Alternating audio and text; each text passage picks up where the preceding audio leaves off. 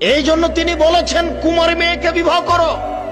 যদি আপনি দুলা ভাইয়ের কোলে বসে থাকা মেয়েকে বিবাহ করেন, সংসার ভালো টিকবে না। দুলা ভাই তো জেনা করার তালে শ্যালিকাকে যা কিছু চেয়েছে দিয়েছে, ও সংসার বিলিয়ে দিতে রাজি। ও তো জেনার তালে খুঁজছিল, ঘুরছিল। কাজেই শ্যালিকা বলেছে যে 10,000 টাকা লাগবে। 10,000 কেন তুই আরো নে না। দুলা ভাইয়ের সাথে চলা মেয়েকে বিবাহ করলে আপনার সংসারে যখন আসবে, তখন দুলা ভাইয়ের সুবিধা তার বারবার মনে পড়বে, আপনাকে মূল্যায়ন করতে পারবে না। বাপের কাছে দামি জিনিস নেওয়াটা স্মরণে থাকে না। বাপ একটা জিনিস কিনে নিয়ে এসে দিয়েছে, তখন মেয়ে বলছে আব্বু আমি এটা নিব না। নেও মা নেও না, আমি এটা নিবই না, আমাকে এত দামের দিতে হবে। তখন বাপ আবার ওটা ঘুরিয়ে নিয়ে গিয়ে 5,000 টাকা দামের একটা কাপড় নিয়ে এসে দিয়েছে, কিন্তু এই কাপড়ের সাথে স্বামীর কাপড়ের তুলনা ও করবে না। কেন? এটা ও হিসাব করে না। বাপের কাছে জোর করে চেয়েছে, আদায় করে নিয়েছে, এটা তার মাথাতে হিসাব থাকবে না।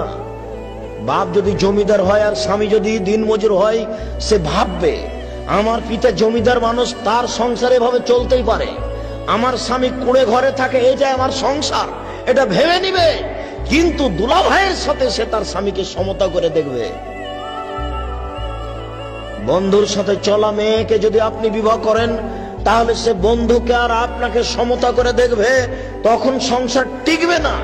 এই কারণে তিনি বলেছেন তোমরা কুমারী মেয়েকে বিবাহ করো যে পুরুষকে বুঝে না, এমন মেয়েকে বিবাহ করো যে পুরুষই বুঝে না। 10 টাকার কাপড়ও যা, 10,000 টাকা কাপড়ও তাই, মনে করে যে পুরুষ এরকমই দেয়। বাপ কোটি টাকা দিয়ে কাপড় কিনেছে, এটা বাপের টাকা কেউ হিসাব করতে পারবে না, এটা করেই না, ওটা তার মাথাতেই থাকবে না। এমনি কান্নাকাটি করে জোর করে বাপের কাছ থেকে একটা আদায় করে নিয়েছে। সম্মানিত উপস্থিতি, 2 নম্বরে তিনি বললেন আন্তাক আরহামান, বেশি বেশি বাচ্চা দিতে পারে কুমারী মেয়ে। আপনি তালাক প্রাপ্ত মেয়েকে বিবাহ করেছেন, আগের স্বামীর মাধ্যমে 3টে বাচ্চা হয়েছে, তার পেটে বাচ্চা ছিল মাত্র 6টা, এখন কয়টা হবে? আর 3টে। আপনি দুলা ভাইয়ের সাথে চলা, বন্ধুর সাথে চলা মেয়েকে বিবাহ করেছেন, অবৈধভাবে তার বাচ্চা আগে 2টা নষ্ট হয়েছে, তার পেটে মোট বাচ্চা ছিল 5টা, এখন কয়টা হবে? 3টে।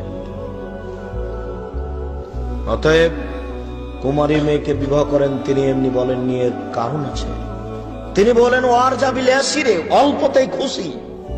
স্বামী যা দিবে তাতেই খুশি হয়ে যাবে। সে মনে করবে স্বামী এইরূপই দেয়, সে পিতার দেওয়াটার সাথে তুলনা করে দেখবে না, স্বামী যা দিয়েছে তাতেই খুশি হয়ে যাবে।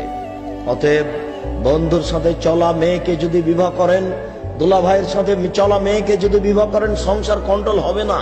ঠিক আছে, সুন্দরী মেয়ে পাওয়া গেছে, তাহলে আপনি একটু দেখে নেন, দেখে নিয়ে বিবাহ করতে হবে।